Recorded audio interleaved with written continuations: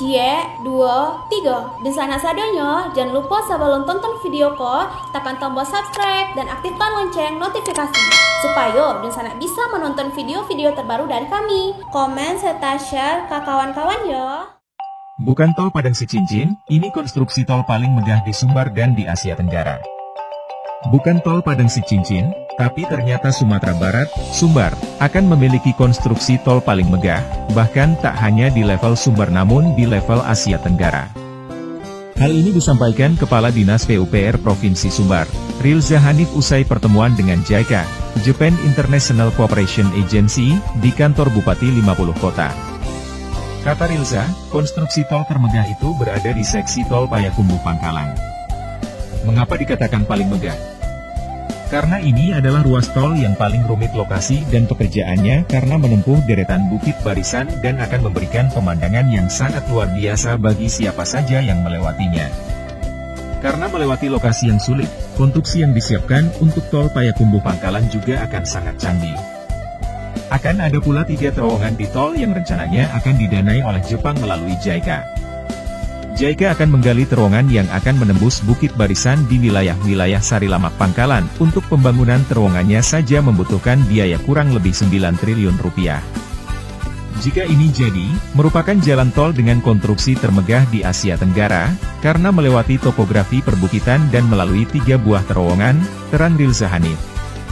Sementara itu Kementerian PUPR dalam keterangannya mengatakan, proses pembangunan terowongan di ruas tol Padang Pekanbaru pada proyek Jalan Tol Trans Sumatera, JTTS, ini akan menggunakan 2 metode. Pertama metode New Austrian Tunneling Methods, NAT, dan metode Tunneling Boring Machine, TBM, yang juga diterapkan dalam pembangunan ruas moda raya terpadu, MRT, di Jakarta. Menurut Badan Pengelola Jalan Tol, NAT merupakan metode modern terowongan, di mana desain dan konstruksi menerapkan pemantauan canggih guna mengoptimalkan berbagai teknik penguatan dinding berbasis pada jenis batuan yang ada daerah pegunungan yang ditemui saat penerowongan berlangsung.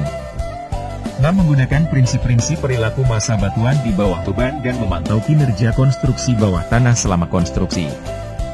NAT diterapkan juga saat penggalian tanah lunak dan pembuatan terowongan di sedimen berpori dan prinsip kerjanya sangat detail konstruksi. Menteri PUPR Basuki Hadimulyono mengatakan saat acara seminar to Introduce Tunnel Planning and Technology yang diselenggarakan PUPR dan JICA, sebenarnya infrastruktur terowongan tidaklah pekerjaan dan teknologi baru di Indonesia. Indonesia cukup berpengalaman untuk urusan terowongan dan sudah diterapkan pada pembangunan bendungan berupa saluran pengelak. Meski terowongan bidang jalan kata Basuki memang agak terlambat namun ini telah dikerjakan pada ruas tol Cilenyi-Sumedang Dauan, Cisumdawu, dengan panjang 472 meter dan diameter 14 meter. Terowongan sendiri merupakan inovasi konstruksi modern. Menjadi alternatif pemanfaatan underground space yang efektif dalam proyek jalan tol Trans Sumatera. Terowongan ini akan dibangun di Kabupaten 50 Kota di daerah Payakumbuh dengan panjang total 8,95 km. Total akan ada 5 terowongan yang akan dibangun di ruas ini. Seperti kita ketahui, salah satu kendala yang dihadapi dalam pembangunan ruas tol Padang Pekanbaru selama ini adalah terkait pembebasan lahan di 5 nagari di Kabupaten 50 Kota. Hanya saja, awal 2023 ini masalah ini telah menemukan titik temu. Warga 5 nagari yang semula menolak pembangunan jalan tol Padang Pekanbaru kini telah memberikan dukungannya. Hal ini disampaikan Lukman Edi, Wakil Komisaris Utama PT Utama Karya. Kata Edi, jika memang proses pembebasan lahan di 5 nagari Kabupaten 50 Kota ini tuntas, Utama Karya selaku pengembang telah siap mengerjakannya, baik secara teknis dan dana. Namun kalau dalam penggalian terowongan itu nanti ditemukan kandungan mineral, tentu menjadi milik HK, Utama Karya, selorong Lukman Edi seperti dikutip Jambi Express pada Padang Express. Ruas tol Padang Pekanbaru terdiri dari 6 seksi terdiri dari seksi Pekanbaru Bangkinang dengan panjang 40 km. Seksi Bangkinang Pangkalan sepanjang 24,7 km. Sementara pada seksi Pangkalan Sicincin sepanjang 153,1 km, seksi Padang Sicincin 1 sepanjang 4 km dan seksi Padang Sicincin 2 dengan panjang 32,4. Dari 6 seksi ini baru operasi 1 seksi yaitu Tol Pekanbaru Bangkinang yang diresmikan Presiden Jokowi 4 Januari 2023 lalu. Japan International Cooperation Agency, JICA, memulai persiapan pembangunan jalan tol Padang Pekanbaru seksi Pangkalan Payakumbuh yang telah tertunda selama 4 tahun. Senior Representatif JICA Perwakilan Indonesia, Shigeo Honzu, mengatakan saat ini pembangunan baru di langkah persiapan sekaligus mengkaji sejumlah aspek. Sejumlah aspek seperti lingkungan pada rencana jalan tol Payakumbuh Pangkalan Paket 2 dan Paket 3, termasuk pembangunan 3 buah terowongan, katanya didampingi Kepala Balai Prasarana Jalan Provinsi Sumbar Tabrani beserta tim Kementerian PUPR. Bupati 50 Kota Safarudin mengatakan keberlanjutan pelaksanaan pembangunan jalan tol seksi Payakumbuh Pangkalan merupakan hal yang patut disyukuri oleh masyarakat Kabupaten 50 Kota. Kita menyambut baik kepastian pembangunan jalan tol Payakumbuh Pangkalan.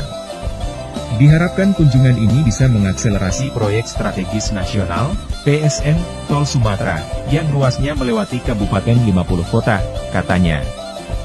Ia mengatakan proyek jalan tol sangat dibutuhkan dalam menunjang pembangunan daerah serta peningkatan ekonomi masyarakat.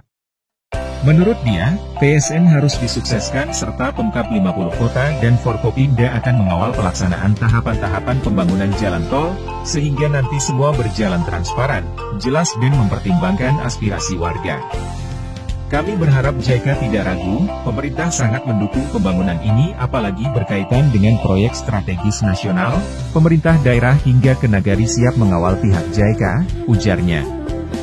Sementara itu, Kepala Balai Prasarana Jalan Provinsi Sumbar Tabrani mengatakan bahwa pihaknya berkomunikasi intensif dengan JICA.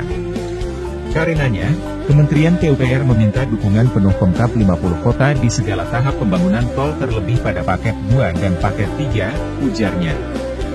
Kepala Dinas PUPR Kabupaten 50 Kota Rilza Hanif mengatakan total panjang ruas Paket 1, Paket 2 dan Paket 3 tidak kurang dari 46 km.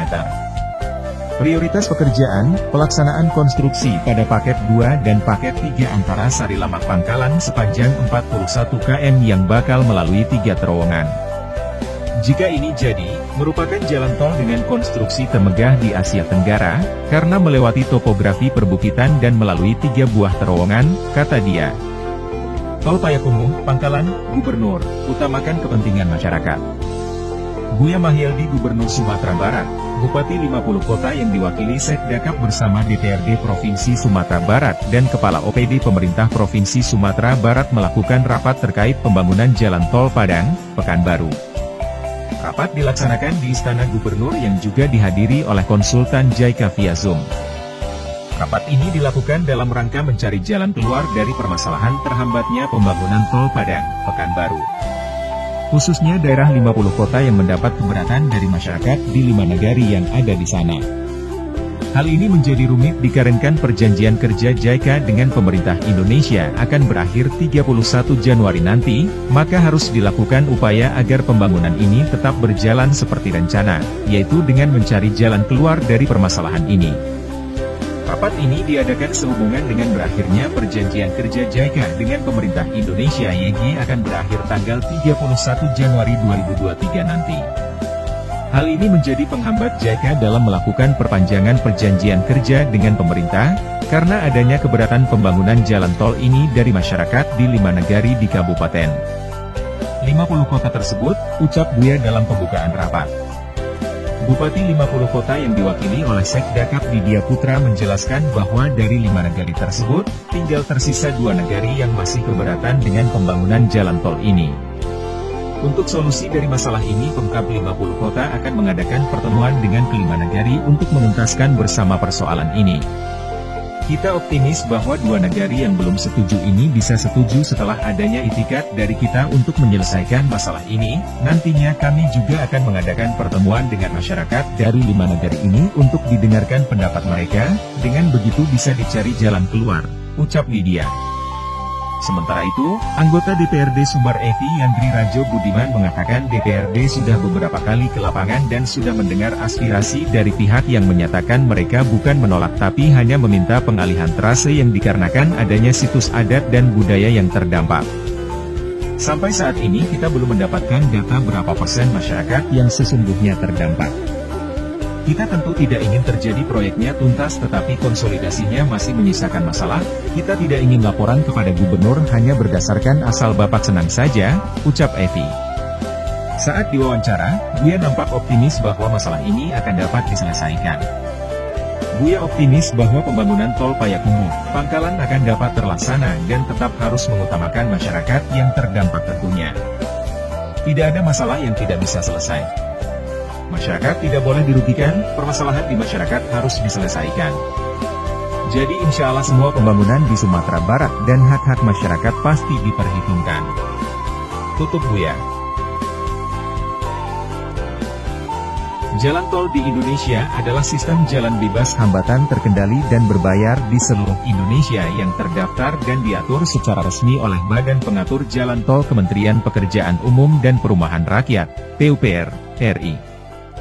Jalan tol di Indonesia sebagian besar berada di Pulau Jawa dan Sumatera, dengan sebagian ruas berada di Pulau Bali, Kalimantan, dan Sulawesi. Hingga awal tahun 2022, BPJT menyatakan sepanjang lebih dari 2.499,06 km jalan tol telah beroperasi di Indonesia.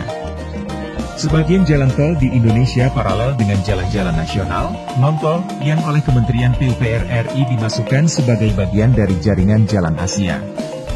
Sejarah jalan tol di Indonesia dimulai pada tahun 1978 dengan dioperasikannya Jalan Tol Jagorawi dengan panjang 59 km, termasuk jalan akses, yang menghubungkan Jakarta, Bogor, dan Ciawi. Pembangunan jalan tol yang dimulai tahun 1975 ini, dilakukan oleh pemerintah dengan dana dari anggaran pemerintah dan pinjaman luar negeri yang diserahkan kepada PT Jasa Marga, Persero, Tbk sebagai penyertaan modal. Selanjutnya PT Jasa Marga ditugasi oleh pemerintah untuk membangun jalan tol dengan tanah yang dibiayai oleh pemerintah. Mulai tahun 1987 swasta mulai ikut berpartisipasi dalam investasi jalan tol sebagai operator jalan tol dengan menandatangani perjanjian kuasa pengusahaan, PKP, dengan PT Jasa Marga. Hingga tahun 2007, 553 km jalan tol telah dibangun dan dioperasikan di Indonesia. Dari total panjang tersebut, 418 km jalan tol dioperasikan oleh PT Jasa Marga dan 135 km sisanya dioperasikan oleh swasta lain. Pada periode 1995 hingga 1997 dilakukan upaya percepatan pembangunan jalan tol melalui tender 19 ruas jalan tol sepanjang 762 km.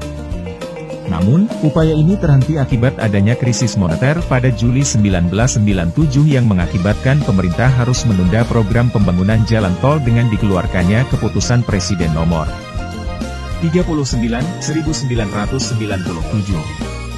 Akibat penundaan tersebut pembangunan jalan tol di Indonesia mengalami stagnansi, terbukti dengan hanya terbangunnya 13,30 km jalan tol pada periode 1997 hingga 2001. Pada tahun 1998 pemerintah mengeluarkan keputusan Presiden nomor 7/1998 tentang kerjasama pemerintah dan swasta dalam penyediaan infrastruktur.